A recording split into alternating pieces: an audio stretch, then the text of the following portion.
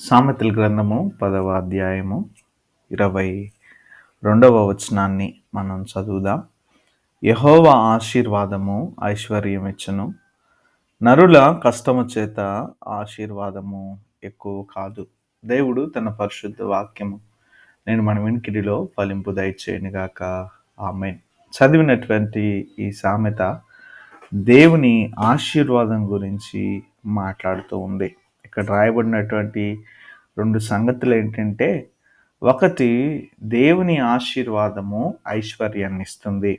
రెండవది దేవుని ఆశీర్వాదము ఆ ఐశ్వర్యాన్ని కూడా గొప్ప చేస్తుంది, లేదా దేవుని ఆశీర్వాదమును దేవుడే కొనసాగిస్తాడు, ఇంకా ఎక్కువ చేస్తాడు అనేటువంటి మాట చూస్తా ఉన్నాం. యెహోవా ఆశీర్వాదం ఐశ్వర్యం ఇస్తుంది, నరుల కష్టం చేత ఆశీర్వాదం